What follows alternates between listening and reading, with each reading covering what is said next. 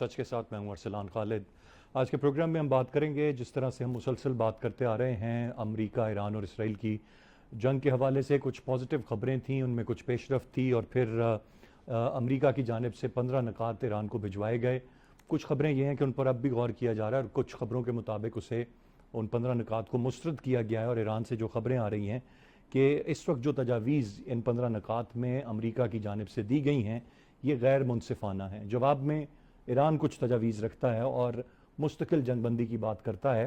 और फिर आज की एक बड़ी खबर जो है उसके मुताबिक जो जर्मन वज़ीर ख़ारजा हैं उनका ये कहना कि पाकिस्तान में मुज़ाकरात का आगाज़ हो सकता है। वी वर होपिंग कि शायद ये आज, कल या अगले हफ्ते किसी भी वक्त पाकिस्तान ये सालसी का किरदार अदा करे। गो कि फ़िल वक्त बहुत तारीफ़ हुई है पाकिस्तान के किरदार की और जिस तरीके से मुख्तलिफ़ टेलीफोनिक कॉल्स की गई और ज़ोर दिया गया इस मशरिक़ वस्ता में अमन के लिए पाकिस्तान की इन कोशिशों को सराहा गया। इसमें फील्ड मार्शल की जो कोशिशें हैं उन पर ख़ास तौर पर जिक्र है। और फिर डोनाल्ड ट्रंप ने आज दोबारा वज़ीर आज़म शहबाज शरीफ साहब का दोबारा से तज़किरा किया और जितनी दफ़ा ये तज़किरा होता है उतनी दफ़ा ही ये ख़बर बनती है और एक बड़ी ख़बर बन जाती है। अब एक बड़ी ज़िम्मेदारी पाकिस्तान किस तरीके से इस सारे मामले को लेकर चलता है।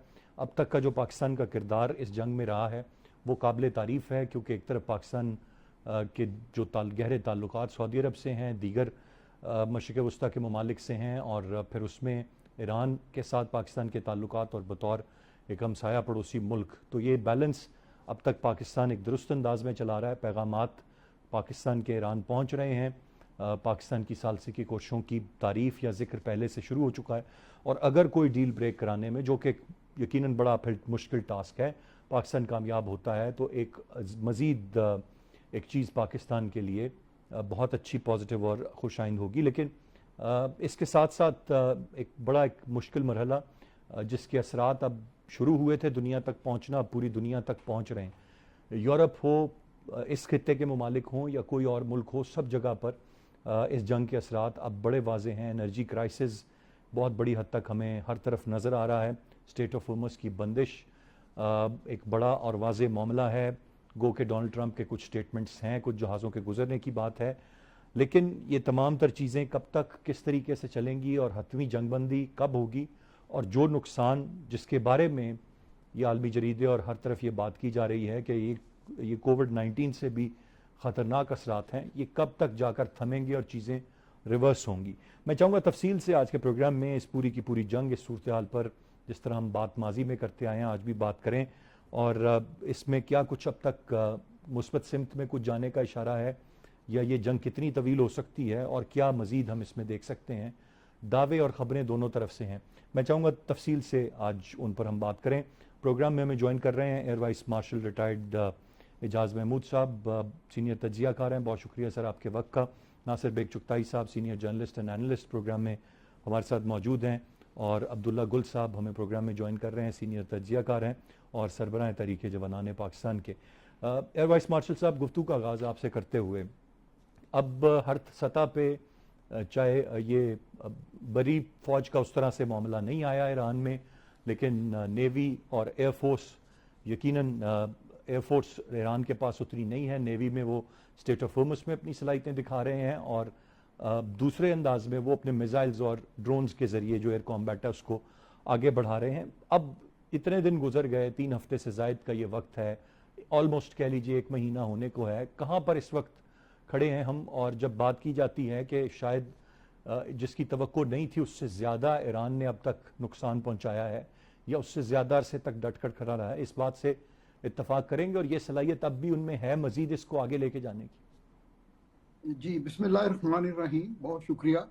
देखें, इसमें तो कोई दो राय नहीं है कि ईरान का इस जंग को इतने लंबे अरसे तक इंड्योर करना खुद एक जो है सक्सेस है। और फिर उसके साथ साथ रीजन में अमेरिकन एसेट्स को नुकसान पहुंचाना एक तवातुर के साथ, और इजराइल के हर इलाके में जो है तबाही फैलाना, ये ईरान ने आज तक अचीव किया है।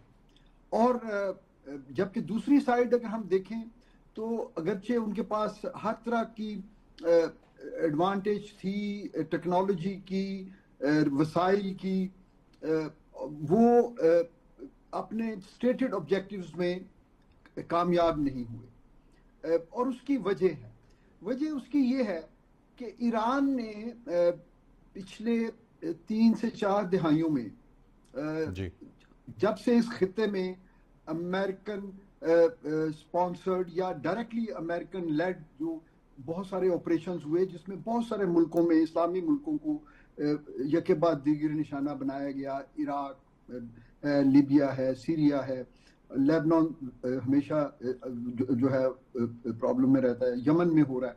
तो उससे ईरान ने अपने लिए स्ट्रेटजी बनाई, और आज जो हम उनकी कामयाबी देख रहे हैं ये उसी डेवलपमेंटल स्ट्रेटजी जिसमें टोटल वो इंडिजिनस अपनी उनकी प्रोडक्शन थी, और दूसरे उनकी ऑपरेशनल स्ट्रेटजी। उन्होंने सबसे पहले तो ये देखा कि इन तमाम मुल्कों में लीडरशिप को निशाना बनाया गया, और लीडरशिप के कोलैप्स होने के बाद और कमांड एंड कंट्रोल सेंटर्स के तबाह होने के बाद वो पूरा उनका स्ट्रक्चर जो था वो तबाह हो गया, और कोई रेजिस्टेंस नहीं मिली इन्वेडिंग फोर्सेस। ऐसे ही तो जी ईरान ने अपनी लीडरशिप में एक ज़बरदस्त किस्म की उन्होंने सक्सेशन प्लान बनाया, और उसको इस तरीके से स्ट्रक्चर किया कि इनके जो डिफेंसेस और ऑफेंसिव ऑपरेशन हैं वो टोटली डिसेंट्रलाइज हो गए, जिसका हमने नतीजा ये देखा कि बावजूद इसके कि तकरीबन 90 से ज़्यादा मिलिट्री, पॉलिटिकल और स्पिरिचुअल लीडर समेत उनकी सीनियर लीडरशिप को शहीद किया गया, लेकिन कभी भी जंग का टेम्पो या जंग की इंटेंसिटी जो है ईरान ने उसमें किसी किस्म की कोई कमी नहीं आने दी। तो ये तो एक उनकी होगी स्ट्रेटेजिक स्ट्रेंथ।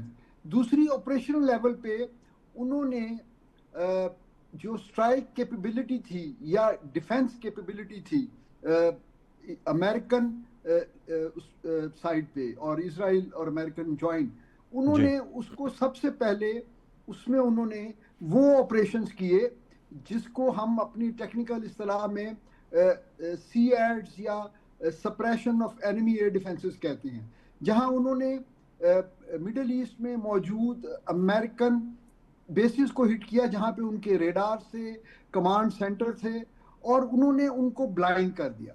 अब जब उनके पास कोई सर्वेलेंस या विजिबिलिटी की अरेंजमेंट नहीं थी, उसके बाद ईरान ने अपने बैलिस्टिक मिसाइल्स और ड्रोन्स के अटैक किए, जिनको फिर वो इंटरसेप्ट नहीं कर पाए मुकम्मल तौर पे, और फिर एक यानी कि भाई स्मार्ट साहब जो अब तक आपने बात की, मतलब इट्स वेरी क्लियर कि आप समझते हैं कि ईरान की फतह है, they have the upper hand अब तक की इस जंग में। नासिर बेग साहब, आज डोनाल्ड ट्रंप ने फिर ऐलान किया 10 दिन के लिए वो मज़ीद अब जो तनसीबात हैं तवानाई की उन पर वो अटैक नहीं करने जा रहे, लेकिन उसके साथ साथ पैरेलल ख़बरें हैं कि मुख्तलिफ अटैक्स हो रहे हैं, इसराइल भी कर रहा है और अमेरिका भी कर रहा है और ईरान भी जवाब दे रहा है।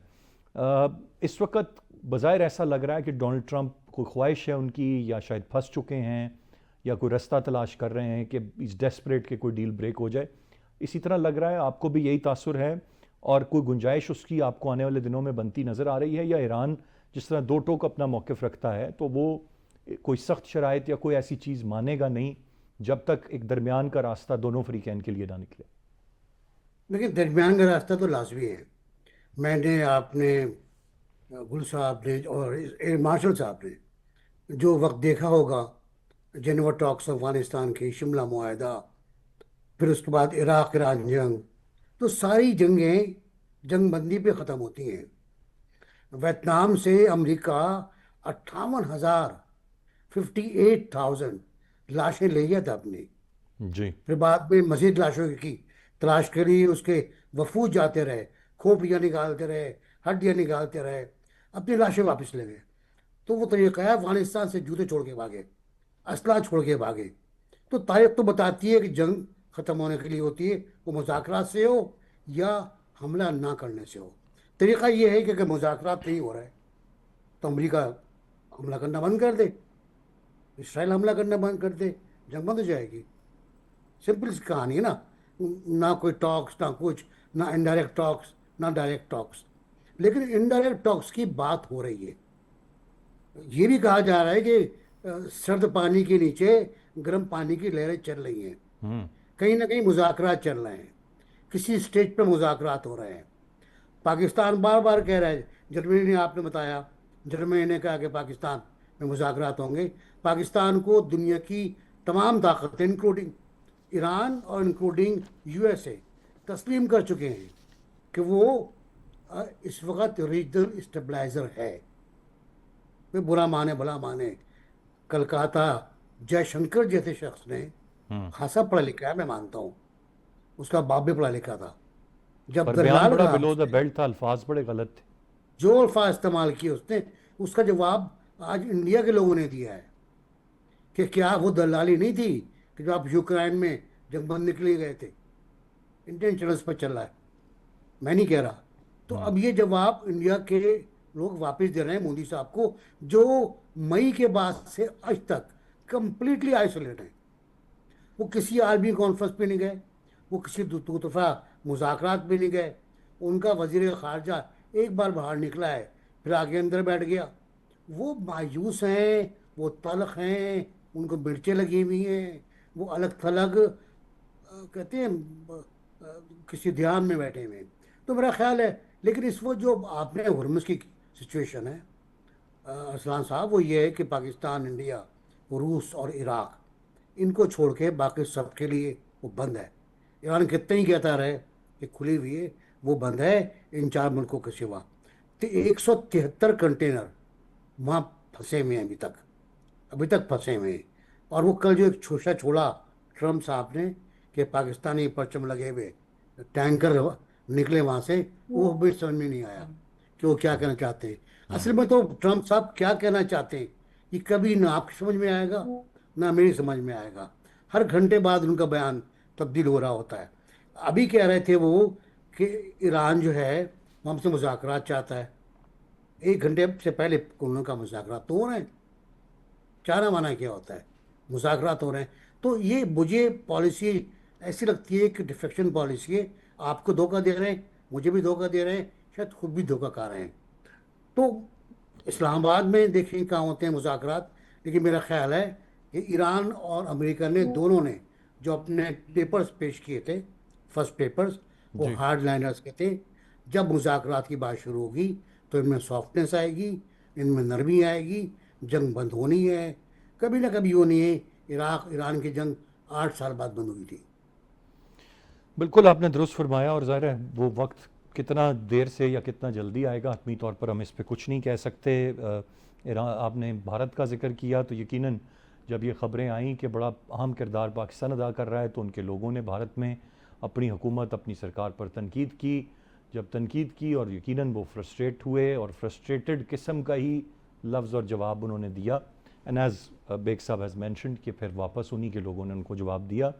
हमें अब उनका जवाब भी शायद देने की ज़रूरत नहीं पेश आती। अब्दुल्ला गुल साहब का पॉइंट ऑफ व्यू मैं लूँगा ब्रेक से वापस आकर, इस मामले पर नाज़रीन साथ रहे। जी, वेलकम बैक। अब्दुल्ला गुल साहब की जानिब जाऊँगा। अब्दुल्ला साहब, कैसे देख रहे हैं आप इस पूरे की पूरी सूरत हाल को? और बहुत सारे लोग ये शायद प्रिडिक्ट कर रहे थे पाकिस्तान के लिए बड़ी मुश्किल वक्त आने वाला है। एक तरफ दिफाई मुआहिदा सऊदी अरब से, और फिर ईरान, एक हमसाया मुल्क। इसकी शायद कोई तवक्को नहीं थी, या कुछ एक्सपेक्ट किया जा रहा था कि पाकिस्तान एक पीस के लिए, एक रीजनल पीस के लिए स्टेप अप करेगा, सामने नज़र आएगा, और उसकी कोई इंपॉर्टेंस इस तरह से बनेगी, या पाकिस्तान ये कर सकता है, या ये बिल्कुल आउट ऑफ ब्लू एक बिल्कुल अनएक्सपेक्टेड सा एक टर्न है जो पाकिस्तान की डिप्लोमेसी ने शो किया है और दुनिया इसकी अब तारीफ या बात कर रही है? तो पहले रहमान रहीम, बहुत बहुत शुक्रिया आपने मदऊ किया। लेकिन नहीं, मेरा ख्याल है कि हमने, क्योंकि अभी तक सऊदी अरब और पाकिस्तान के दरमियान जो मुआहदात हैं उनको हमने पढ़ा ही नहीं है, और ना वो उनको तश्तबाम किया गया। इसलिए ये कहते ना कि हमारे लिए मुश्किल थी, क्योंकि आप देखें मुआहदे के बाद हमारी अक्टूबर में अफगानिस्तान के साथ जंग हुई। उसके बाद फिर जब ये गल्फ वॉर शुरू हुई, उससे एक रोज कबल पाकिस्तान के साथ अफगानिस्तान के जानिब से 16 जगह पे हमला किया गया। तो ज़ाहिर है सऊदी अरब के साथ हमारी कोई ना कोई इस मामले पे अंडरस्टैंडिंग होगी कि हमने किस हद तक उनका साथ देना है, उन्होंने किस हद तक साथ देना है। इसलिए मेरा ख़्याल है कि ये कोई इतनी बड़ी परेशानी नहीं थी, इसको ज़्यादा कयास-आराई कहा जा सकता है। जहाँ तक ताल्लुक है पाकिस्तान के एक जो पीस कीपिंग के लिए एक एफर्ट है। देखिए पाकिस्तान एक कनेक्टिविटी है, एक कोऑपरेशन है और एक कोऑर्डिनेशन है। ये 3 सी पाकिस्तान लेके चल रहा है। यानी कि कनेक्टिविटी पूरी दुनिया के साथ है, अपनी एडवर्सरीज़ के साथ भी है और साथ ही साथ हम ये देख रहे हैं कि एक कोऑर्डिनेशन है, वेल कोऑर्डिनेटेड एफर्ट्स हैं, जो पाकिस्तान और फिर इनिशिएटिव भी लिया जा रहा है इसके लिए। और फिर आप देखें कि जो पाकिस्तान है, उसकी एक अंडरस्टैंडिंग है पूरी दुनिया के साथ अल्हम्दुलिल्लाह। पाकिस्तान का एक ट्रस्ट है जो कि अरब दुनिया के साथ हम एंजॉय करते हैं और ईरान के साथ भी करते हैं। इसी तरह से वेस्टर्न वर्ल्ड और रूस और चीन के दरमियान एक पुल का किरदार भी अदा कर रहे हैं। तो ये एक मेरे ख्याल है कि बड़ा एक ऐसी एफर्ट है जिसको हम जितना भी तारीफ करें कम है। पाकिस्तान ने जब 2025 में एक ऑफेंसिव डिफेंस पॉलिसी अपनाई तो उसके बाद हमारी खारजा पॉलिसी में भी एक बड़ा वाज़ेह शिफ्ट देखा गया। एक पैराडाइम शिफ्ट कह लें तो गलत ना होगा। और ये एक एग्रेसिव खारजा पॉलिसी भी थी और बड़ी कैलकुलेटेड खारजा पॉलिसी थी और उसकी बुनियाद के ऊपर आप देखें कि पाकिस्तान की पज़ेराई हो रही है। जहाँ तक ईरान और ये मौजूदा सूरत हाल है, मैं ज़रूर इसके ऊपर बात करना चाहूँगा क्योंकि आप देखें एक तरफ तो डोनाल्ड ट्रंप ये कह रहे हैं कि जी बातचीत होनी चाहिए और वो तमाम कोशिशें भी 10 दिन का मोहलत भी मज़ीद दे दी। ऑल्दो कि उनकी धमकी को शायद अब दुनिया सीरियस नहीं लेती क्योंकि धमकी पहले कभी नेटो को धमकी, कभी यूनाइटेड नेशन को धमकी, कभी किस मुल्क को धमकी। तो धमकियों से लोग अब शायद मरूब नहीं हो रहे। वो एक फेज़ था, वो फेज़ आउट हो गया। अब मसला यहाँ ये है कि एक तरफ ये बात कर रहे हैं और दूसरी तरफ तकरीबन 10,000 ट्रूप्स जिसके अंदर यूएस मरीन भी हैं और airborne division 82nd airborne division के तकरीबन 1000 के करीब से लेके 2000 जो ट्रूप्स हैं उनको भी भिजवाया जा रहा है। उसके साथ उसके अपने एविएशन भी है, उसके स्क्वाड्रन्स हैं। इसी तरीके से यूएसएस ट्रिपोली जिसके ऊपर बड़े चिनूक हेलीकॉप्टर और ट्रांसपोर्टेशन के लिए जो सोल्जर्स की ट्रांसपोर्टेशन के लिए हेलीकॉप्टर इस्तेमाल होते हैं वो हैं। साथ ही साथ एम्फीबियस ऑपरेशंस के लिए यूएसएस सैन डिएगो को भी मैदान में लाया जा रहा है। तो लगता यह है कि डोनाल्ड ट्रंप साहब को अभी तक इजराइल की जानिब से इजाज़त नहीं मिली पुल बैक की। और ये आप ज़रूर याद रखिए कि अमेरिका सदर के पास इख्तियारात होते हैं कि वो जंग में चला जाए, लेकिन उनके आइन के मुताबिक वो इख्तियारात तब तक इस्तेमाल नहीं हो सकते जब तक कि बराह रास्त अमेरिका को कोई थ्रेट ना हो। और यही बात अमेरिका के बावर कराता था, व्हाइट हाउस ये बावर कराता रहा कि अमेरिका को थ्रेट है। चलो, तो कहते हैं ना कि उनके वो मिसाइल्स ऐसे थे जो अमेरिका तक पहुंच सकते थे। यहाँ तक उन्होंने कहा ईरान के पास ऐसे मिसाइल्स थे जो अमेरिका को हिट कर सकते थे। तो डायरेक्टली उन्होंने यही बावर कराया कि अमेरिका को थ्रेट था। नहीं, वो देखे ना, वो बाद में उनको झूठ साबित हो गया ना। जब वो टेस्टिमनी हुई तो सामने सब कांग्रेस के सामने, तो वो बात तो सच्ची नहीं साबित हुई कि अमेरिका को डायरेक्ट कोई थ्रेट थी, लेकिन इजराइल को जरूर थ्रेट है। इसलिए इजराइल की वॉर लड़ने के लिए मुस्तकबिल में Donald Trump can face impeachment, उनके ऊपर वॉर क्राइम्स भी ऐड हो सकते हैं। और ये याद रखें कि डोनाल्ड ट्रंप कोई पॉपुलर प्रेसिडेंट नहीं है, ना अवाम में रहे और ना अब उनकी एस्टैब्लिशमेंट तो पहले भी उनको पसंद नहीं करती थी और दुनिया के अंदर भी डोनाल्ड ट्रंप की पॉलिसीज ने उनको तनहा कर दिया। इससे छोड़ें कि जंग में कौन क्या हासिल कर रहा है, कोई क्या नहीं कर रहा, लेकिन एक विक्ट्री की पोजीशन इस टाइम पे जो बेहतर पोजीशन है वो ईरान की है। और ईरान अगर निगोशिएशन टेबल पे बैठता है तो वो सर उठा के बैठेगा और उसके मुकाबले में डोनाल्ड ट्रंप को उनकी बातों को तस्लीम करना पड़ेगा। 15 शराइत जो उन्होंने भेजी हैं, आई थिंक कि they are not in a position to put conditionalities on Iran. इस टाइम पे ईरान की जो बात है वो पूरी दुनिया उसको बाय कर रही है और खास तौर पे ये अफगानिस्तान नहीं है, दोनों मौजूदीन बैठे में हैं। अफगानिस्तान की वजह से कि कोई आबनाए हुरमुज नहीं बंद हो रही थी, कोई तेल की प्राइसेस दुनिया में हाई नहीं हो रही थी, कोई दुनिया की मईशत को नुकसान नहीं हो रहा था, दुनिया की एविएशन इंडस्ट्री को नुकसान नहीं पहुंच रहा था, जबकि यहाँ चीजें बिल्कुल बरअक्स हैं। और फिर सबसे बढ़कर ये कि अफगानिस्तान के नेबरहुड में कोई ऐसा तूफान नहीं आया हुआ था, और ना ही अफगानिस्तान का नेबरहुड अमेरिका के लिए एटीएम का किरदार अदा करता था। क्योंकि यहाँ जितने भी ममालिक बैठे हुए हैं वो तो जो खाएंगे, जो कमाएंगे, वही अमेरिका के अंदर इन्वेस्ट करेंगे। तो अमेरिका के अंदर अगर इन्वेस्टमेंट नहीं आएगी तो नेचुरली ये एक और इसके डायनेमिक्स हैं। और एक और जो बड़ा अहम पॉइंट है कि पेट्रो डॉलर से पेट्रो युआन तक का सफर, जी अगर आप देखें कि जिस रशिया को आपने एक हवा बना के खड़ा किया और यूरोप के ऊपर एक लटकती हुई तलवार दिखाया गया, आज उसी को कहा जा रहा है कि तुम गैस और तेल बेच लो अपना, और यूरोप को बेसिकली तो उनको थाली में पेश किया जा रहा है। ऐसा ही और वैसे इसी तरीके से ईरान को कहा गया, यानी कि जिनके ऊपर सैंक्शन लगाई थी उनको अनसैंक्शन कर दिया, और अपना जो साख है उसको बुरी तरीके से मुतासिर किया। खित्ते के अंदर जो ममालिक हैं, आज आप देख लेना ये अलमिया कि सऊदी अरब के साथ एक दिफाई मुआहदा हुआ सदर ज़ेलेंस्की का, यानी कि अब यूक्रेन उनकी जो फिजाई उसको प्रोटेक्शन देगा। अमेरिका की प्रोटेक्शन का क्या हुआ? अमेरिका तो उनको प्रोटेक्ट करने आया था, और अगर आज ये सोच आ गई है और ये मैच्योर हो चुकी है बाय द वे बात कि अमेरिका तो राइट प्रोटेक्शन देने में नाकाम रहा, और जितने भी बिल्कुल सही उसने मिसाइल सिस्टम लगाए थे वो उनको वहां तो या तो वो डिस्ट्रॉय हो चुके हैं या वो कहीं ना कहीं कॉम्प्रोमाइज हो चुके सो हैं। इट्स अ बिग लॉस इसलिए on their part, you are absolutely right, और वाज़ेह बरतरी इस वक्त ईरान की है। एयर वाइस मार्शल साहब, जो एक चीज़ मैं जानना चाहूँगा आपकी मौजूदगी का फ़ायदा उठाते हुए, ये गुज़िश्ता कुछ दिनों में हमने बहुत सारे अमरीकी तैयारों की तबाही की खबरें सुनी हैं। ये किस तरीके से आप समझते हैं कि ये भी एक सरप्राइज़ है, एक सलाहियत ईरान की कि वो लॉक कर सकते हैं, या इतने एडवांस तैयारे उनको वो मार गिरा सकते हैं? कुछ के बारे में कहा गया कि कुछ एक्सीडेंट थे, कुछ गलती से पहले गिरने की बात थी, जहाँ पर हमने कुछ अरसा पहले देखा कि पायलट्स जो हैं वो किस तरह से पैराशूट्स के ज़रिए आए, और वो फुटेजेस भी हमारे सामने थी। लेकिन अब ये तादाद अगर बड़ी है, किस हद तक है, और इसके पीछे क्या वाकई ये ईरान की सलाहियतें हैं जो इनको मार गिरा रहे हैं?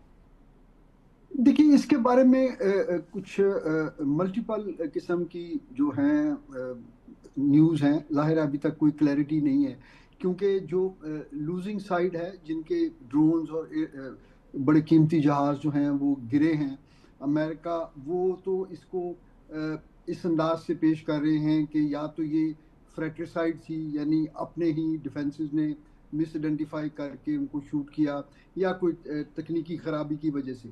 लेकिन जो ज़्यादा न्यूट्रल और क्रेडिबल सोर्सेज हैं वो इसमें हार्ड किल के अलावा वो इलेक्ट्रॉनिक वॉरफेयर का भी जो है उस एलिमेंट को वो बड़ा हाईलाइट कर रहे हैं।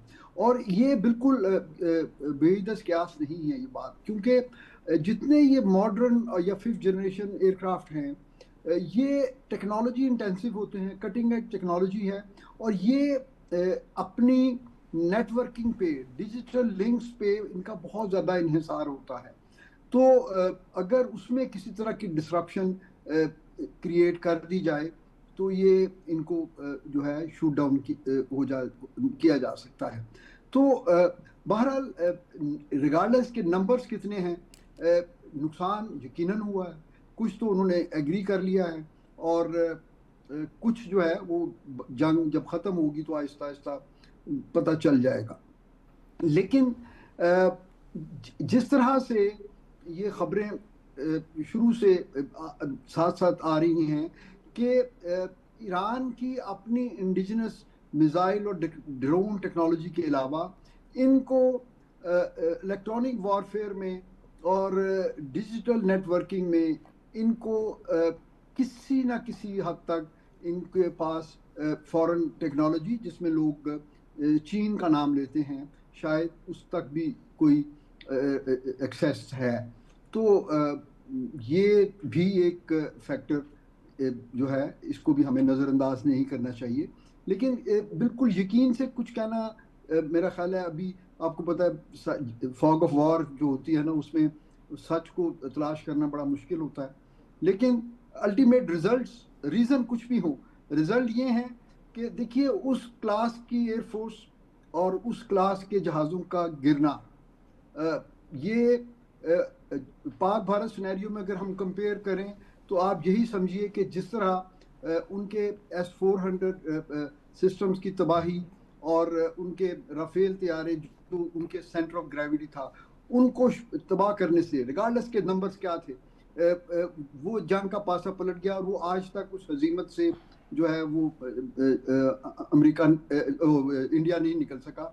तो इसी तरह उनके एयर डिफेंस सिस्टम्स और उनके state of the art aircraft और रेडार्स की तबाही, वो कभी भी इस चीज़ को जस्टिफाई नहीं कर सकेंगे।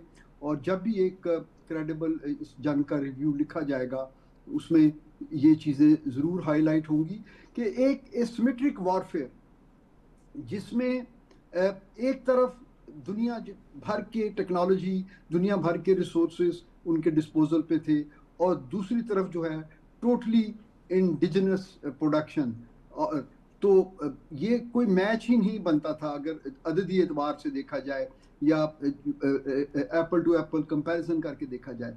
लेकिन ईरान ने अपनी बेहतर हिकमत अमली से, अपनी बेहतर एम्प्लॉयमेंट से, और सबसे बड़ी बात यह है कि उनका जो यकीन था, उन्होंने ये चीज़ साबित की कि आज की दुनिया में भी अफवाज जो हैं वो कौम की सूरत में लड़ती हैं, वो अपनी रेजिलियंस पे लड़ती हैं और वो अपने मोरल पे लड़ती हैं। एब्सोल्युटली, ये तो बात बड़ी वाज़ेह तौर पर वेपन्स जो हैं वो दे आर नॉट इनफ। जी बिल्कुल जी, ये चीज़ तो बड़ा वाज़ेह तौर पर हमें नज़र आई, इसका एक अमली मुज़ाहरा हमने देखा। बेग साहब, ये जो डोनाल्ड ट्रंप अब 10 दिन तक कह रहे हैं कि तवानाई तनसीबात पर नहीं हमला करेंगे, इज़ इट बिकॉज के बड़ी वाज़ेह थ्रेट थी ईरान की तरफ से भी बिल्कुल ये खलीजी ममालिक में कि फिर ना आपके पास फिल्ट्रेशन प्लांट पानी के रहेंगे, ना आपके पास कोई और मामला रहेगा, ना आपके पास इंटरनेट रहेगा। यही वजह है जिसने पुल बैक करने पे डोनाल्ड ट्रंप को इस वक्त मजबूर किया है, या इसके पीछे कोई मुज़ाकरात वाला जो मामला है वो एक रीज़न हो सकती है? Aslam, thank you. पहले तो small note of descent, Afghan war छोटी वार नहीं थी। अफगान वार को आप अंडरमाइन नहीं कर सकते, पूरी दुनिया उसमें इन्वॉल्व थी। अमेरिका, बरतानिया, पूरा यूरोप, पूरा गल्फ इन्वॉल्व था और उसका मलबा हम पे गिरा। अब तक हमारे 1 लाख लोग शहीद हो चुके हैं, हमारा इंफ्रास्ट्रक्चर तबाह हो चुका है उस वार की वजह से। नाउ आपका सवाल क्या था, माफ़ कीजिएगा? मैंने कहा ये जो तवानाई की तनसीबात थी, इन पर जो हमले फिल सर, वक्त ये मौखर हो रहे बहुत संगीन हैं, सूरत ये हाल है। तो बड़े अब लास्ट ये स्टेजेस पे आ रहे थे। खार्क पर ये अपने फौजी उतारने की बात कर रहे थे, अब एक तरह की रिट्रीट है, पीछे हो रहे हैं सारी चीज़ों से। ये जो अब तक का नुकसान है, ये वजह है, या जो मुज़ाकरात हैं वो एक रीज़न हो सकते हैं कि इस मामले को मौखर किया गया? देखिए, बात ये है कि ट्रम्प साहब कुछ भी कर सकते हैं। वो अंडे में से हाथी निकाल सकते हैं, वो चुड़िया को अकाब बना सकते हैं, वो अकाब को चुड़िया बना सकते हैं। तो अब वो जो डेट दे गए थे उस पर पछता रहे हैं वो, और उस पछताने की बुनियादी वजह ये है कि उनके 4 स्टेजेस थे, पहला हफ्ता, दूसरा हफ्ता, उसके बाद कोई स्टेज था नहीं उनके पास। पहले हफ्ते में डिफीट हुई, दूसरे हफ्ते में डिफीट हुई, तीसरे हफ्ते में, चौथे हफ्ते में। यहाँ मैं अर्ज करूँगा कि खलीज की जंग में सबसे बड़ा खतरा, ये मास्टर साहब समझेंगे, गुल साहब भी शायद समझते होंगे, कि रीजनल वॉर का है। हम बहुत तारीफ कर रहे हैं ईरान की, वाह वाह, वेरी गुड, लेकिन ये रीजनल वॉर बन सकती है। सऊदी अरब का मूड ख़राब हो रहा है, कतर का मूड ख़राब है, यूएई ने जो अपना बयान दिया है, कल पाकिस्तान में सऊदी सफ़ीर ने जो बयान दिया है उसको गौर से पढ़ें अगर आप, तो आपको मैंने सूत्र मालूम होगा कि कितनी टेंशन है। अगर सऊदी अरब पाकिस्तान, अगर ईरान अटैक करता है और सऊदी अरब इन्वॉल्व हो जाता है और सऊदी अरब पाकिस्तान से कहता है कि let us invoke our defence pact, तो कहाँ जाएंगे हम? पाकिस्तान क्या करेगा? यकीनन पाकिस्तान ने ये सोच के रखा होगा, और पाकिस्तान ने बताया है ईरान को बताया है पाकिस्तान ने कि हमारा सऊदी अरब से एक पैक्ट है, डिफेंस पैक्ट है, तो बी केयरफुल, ज़रा मोहतात रहिएगा आप। ये ऑफिशियल है, ये कोई मैं कहानी बयान नहीं कर रहा हूँ। अब सूरत हाल ये है कि तेल की तनसीबात पर अगर आप अटैक करेंगे ईरान की, तो ईरान जवाब देगा आपकी तेल की तनसीबात पर, जो कतर में भी हो सकती हैं। कह सकता है ना कि कतर में अमेरिकी फ़ौज है, वहाँ तनसीबात है वो भी अमेरिका की है। कतर का सबसे बड़ा गैस प्लांट बंद हो चुका है। 70% production of oil from Saudi Arabia and Iraq is closed, nothing is being produced in Iraq and Saudi Arabia. ये बहुत बड़ा क्राइसिस है, ये इतना बड़ा क्राइसिस है कि इसका आपको अंदाज़ा नहीं है। 20% गुजरता है आपने हुर्मुज़ से। अब उसने धमकी दी ईरान ने बाबुल मंदब की। बाबुल मंदब सोमालिया के पास है और वहाँ इसराइल ने इतना गड्ढा बनाया हुआ है सोमालीलैंड के नाम से, जी जी। और वहाँ पर यमन से हौसी बागी भी अटैक कर सकते हैं ईरान की हिमायत में। तो एक संगीन नक्शा बन रहा है सामने, जिसमें गल्फ भी शामिल है, जिसमें ईरान शामिल है, जिसमें इसराइल शामिल है, और पाकिस्तान पे फॉल आउट फिर होगा खुदा न खास्ता। आप सिर्फ एक लम्हे को सोचें कि अगर ईरान शिकस्त खा जाता है, ईरान पर कब्जा हो जाता है, जो मुमकिन नहीं है, तो हमारा पड़ोसी कौन होगा? इसराइल। इसराइल, अफगानिस्तान, हिंदुस्तान। तो हम इसलिए ये बात कर रहे हैं मसालियत की, हम इसलिए सालिसी की बात कर रहे हैं कि ऐसा ना हो पाए, इसराइल इस इलाके से दूर रहे। और ये बहुत इम्पोर्टेंट है कि पाकिस्तान की कोशिश कामयाब हो। और इस वक्त मेरा ख्याल है यूरोप और सऊदी अरब समेत चाइना इम्पोर्टेंट है बहुत।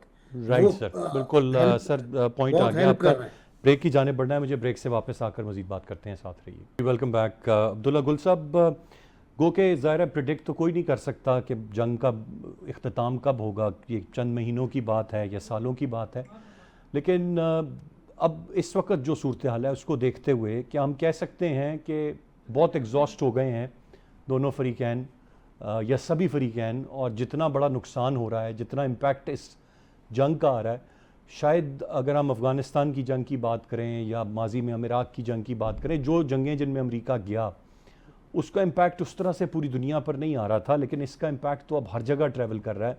तो ये वक्त की एक ज़रूरत बन गई है कि शायद इसको जल्द किसी अंजाम को पहुंचा के जंगबंदी की जाने बढ़ा जाए, या शायद ये मज़ीद लंबी भी हो सकती है, और कुछ कहना कबल अज़ वक्त है कि कितना अरसा ये खिंच जाएगी। अरसान साहब, ये गले की हड्डी बन गई है असल में अमेरिका के लिए। अब इसमें बहुत सारे इसके पहलू हैं। I think total miss calculation, और कोई बगैर तैयारी के ये काम किया गया, विदाउट जो इसके कॉन्सिक्वेंसेस थे जो कि इम्पैक्ट करते अमेरिका को इंटरनली, एक्सटर्नली, इंटरनेशनली और फिर इकोनॉमिकली। ये इन सारी चीज़ों को देखा नहीं गया। आप चलें, लेट्स से कि ये जंग बंद हो जाती है, तो फिर आबनाए हुर्मुज़ पे तो कंट्रोल ईरान का साबित हो गया ना। अमेरिका तो उसको छुड़वाने में नाकाम रहा, तो फिर आइंदा जो मुस्तकबिल का नक्शा नाकाम बनेगा, क्या गुल साहब, इस कोशिश ही रीजन नहीं के की अंदर। छुड़वाने की, किसी ने हिम्मत ही नहीं की। बहुत सारे ममालिक ने तो कहा जाना ही नहीं है इस तरफ। नहीं, जा ही नहीं सकते ना। देखें, इसमें सिर्फ ताकत नहीं है, इसमें P&L क्लब भी है ना, जिसने पूरी दुनिया की शिपिंग लाइंस का इंश्योरेंस करनी है। वो इंश्योरेंस करने के लिए तैयार नहीं है। अभी अगर वो इंश्योरेंस आज अगर ये जंग बंद हो जाए तो 12 से 24 महीने रीशेड्यूल करने में लग जाएंगे। दूसरी बात यह है कि आबनाए हुर्मुज़ को क्यों नहीं खुलवाया जा सका, जबकि 2 USS बहरी बेड़े तो आए थे, अब्राहम लिंकन और जेराल्ड फोर्ड, लेकिन वो पुरस्कार हादसों का शिकार हो गए। हादसे बहुत ज्यादा हो रहे हैं, 16 जहाज भी गिर गए हैं। बात F-35 की नहीं है, बात यह है कि अमेरिका की साख गिर गई। अमेरिका की वो टेक्नोलॉजी जिसका बहुत बड़ा भरम था, वो क्रैश कर गई। और इसका मतलब यह है कि मुस्तकबिल में ईरान इस खित्ते के अंदर, जिसकी वजह से डरा के पूरे गल्फ रीजन को अमेरिकन बेसिस बनाए गए थे, आज उस ईरान के साथ उनको निगोशिएट करना पड़ेगा मुस्तकबिल में। क्या ईरान गल्फ में एक दुश्मन के तौर पर या एक दोस्त के तौर पर पहचाना जाएगा? ये हैं वो चंद चीजें।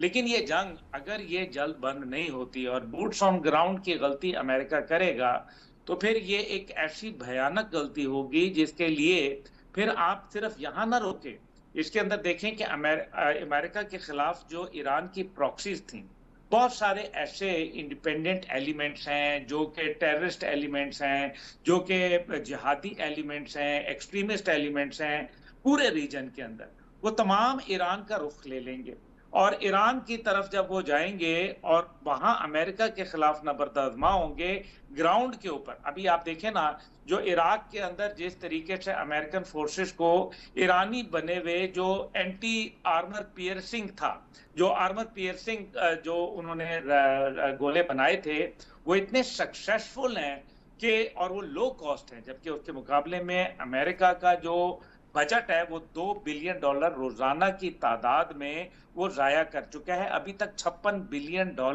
अमेरिका के भट्टी में झोंके गए हैं और उसमें हासिल कुछ नहीं हुआ, जो इंटरनेशनली आइसोलेशन का शिकार हुआ। देखें कि एक इजराइल अमेरिका के लिए एक लायबिलिटी बना है, उसका एक वो एसेट नहीं रहा, क्योंकि अगर ये एसेट होता तो आप मुझे बताएं उसका तो फायदा होता, जबकि दुनिया के जो बाकी ममालिक आईएसएफ फोर्सेस में, स्टेबलाइजेशन फोर्सेस के अंदर अफगानिस्तान में थे, वो उनके लिए एसेट थे, वो पैसा भी दे रहे थे, वो अपने अमली तौर पर किरदार भी अदा कर रहे थे, जंग के अंदर लड़ भी रहे थे, कुर्बानियां भी दे रहे थे।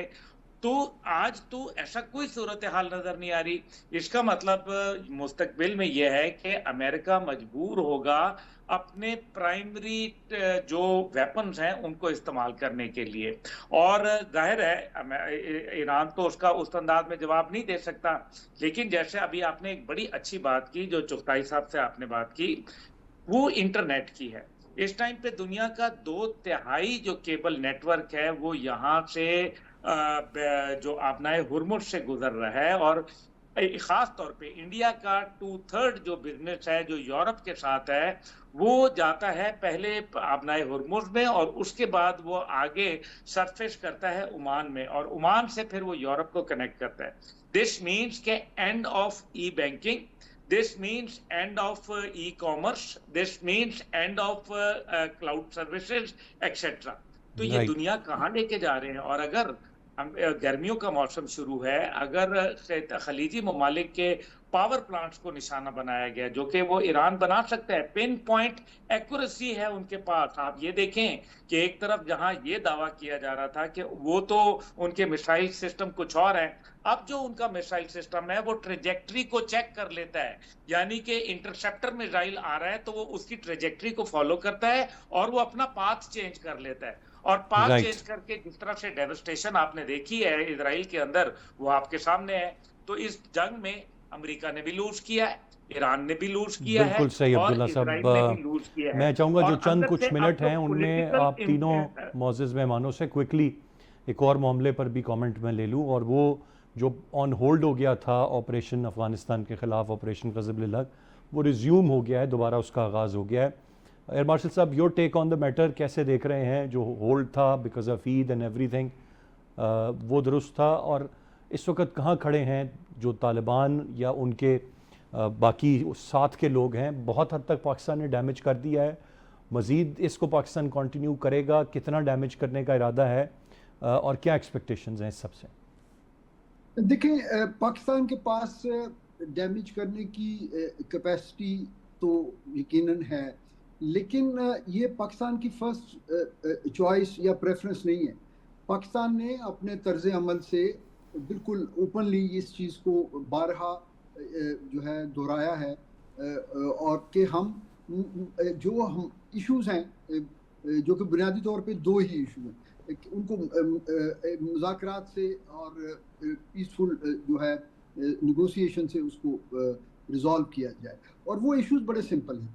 पहली बात तो ये है कि पाकिस्तान ये कहता है कि आप जो इंटरनेशनल बॉर्डर है उसके तकद्दुस की पामाली ना करें, और अपनी मुल्क की जो सरजमीन है उसको किसी तरह भी पाकिस्तान के खिलाफ इस्तेमाल ना होने दें। जो प्रॉक्सीज वहाँ से भारत की स्पॉन्सरशिप में, भारत की ट्रेनिंग से, भारत के प्लानिंग से जो पाकिस्तान में लॉन्च होती हैं उनको रोकने में पाकिस्तान के साथ ताउन करें। अब ये कोई बहुत बड़ी आस्किंग नहीं है, अगर नीयत हो तो बेशक उनके पास अगर किसी जगह कोई कैपेसिटी का इशू भी हो, अगर उनकी नीयत हो तो ये काम वो कर सकते हैं। लेकिन उन्होंने बजाय इसके कि पाकिस्तान की तरफ जो है वो तशक्कुर से देखते कि पाकिस्तान ने किस तरह पिछले 40 सालों में अफ़गान कौम को, अफ़गान लोगों को किस तरह सपोर्ट किया और तालिबान की पाकिस्तान ने किस तरह से मदद की है। तो उसके बजाय वो पिछले 1 साल से वो पहले तो वो ओवर्टली वहाँ पे हो रहा था, अब कोवर्टली हो रहा था, अब तो बिल्कुल ओपनली जो है वो जाके भारत की गोद में बैठ गए हैं। राइट तो इसमें मास्टर हमारे साहब, मैं पास कोई चाहूँगा चॉइस नहीं क्विकली है। कमेंट इस पे बेग साहब और अब्दुल्ला साहब का भी मैं ले लूँ। बेग साहब, your take on the matter, ये ऑपरेशन का दोबारा रिज्यूम होने पर कैसे देख रहे हैं? मेरा ख्याल है कि जो होल्ड किया गया था वो कंट्रोवर्शियल था और उस पर कई बातें हो सकती हैं, लेकिन अब फिर अफगानिस्तान ने शरारत की है। अब फिर अफगानिस्तान ने एक चौकी को अपनी बताया कि हमने पाकिस्तानी चौकी पे कब्जा कर लिया है, तबाह कर दिया है उसको, जिससे कल तरदीद आई है। तो वो शरारतें करते रहेंगे भाई साहब, आप उन्हें कुछ नहीं बिगाड़ सकते सिवाय इसके कि उनको मार मारें आप। ठीक ठाक मार मारे उनको, जो पहले मारी थी आपने। 30 किलोमीटर हमारे पास आ चुका है, मजीद भी आ सकता है, लेकिन हम आगे नहीं जाएंगे। हमने जलालाबाद पर अटैक किया है, काबुल पर अटैक किया है, कंधार पर अटैक किया है, और ये साबित किया है कि आपके तीनों पावर स्टेशन हमारे निशाने के ऊपर हैं। तो ये सीधी उंगलियों से मेरा ख्याल है गिर निकलने वाला, इनको पीटना चाहिए। तुर्की में जो इनसे और दोहा में जो इनसे एग्रीमेंट हुआ था, ये तो मक्का वाले एग्रीमेंट से भी भाग गए थे ना, शायद याद होगा। नवाज शरीफ साहब मक्का ले गए थे और हरम के अंदर मुताफ में बैठ कर दस्तखत किए गए थे और वापसी पे मुकर गए थे ये लोग। तो और चीज़ से मुकर ये तो जाते ट्रैक रिकॉर्ड तो है। हर झूठे की पिटाई। गुल साहब, एक चीज़ पे कमेंट, एक तो इकोनॉमिक कंडीशन, जो बाकी crisis, fuel crisis, and then ये जितनी जो एयर स्ट्राइक्स हैं, ये एक बड़ी हैवी कॉस्ट है इसकी। How do you see it? This is the right time, ये मजबूरी है, जारी रहेगा, और इसका इम्पैक्ट क्या आएगा?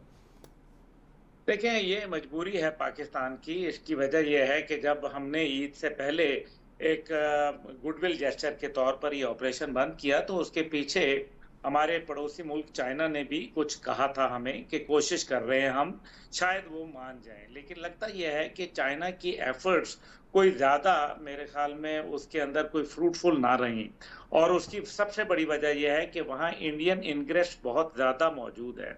इंडियन फुटप्रिंट बहुत ज़्यादा स्ट्रॉन्ग हो गया है, पैसे ले लिए हुए हैं, और ख़ास तौर पे जो मौजूदा तालिबान रिजीम है, उनको पॉलिटिकली कोई राइवलरी का मुकाबला नहीं है। ये उनका एक बहुत बड़ा एडवांटेज है। जो उसके अंदर कुछ लोग उठे हैं, जो अहमद मसूद, लेकिन अहमद मसूद तो खुद वहाँ अफगानिस्तान में मौजूद ही नहीं है। और फिर जो पंजशीर के अंदर उसने बैटल लूज की, उससे उसके ऊपर एक बहुत बड़ा धब्बा लग गया, उसके जो सारे माजी के ऊपर।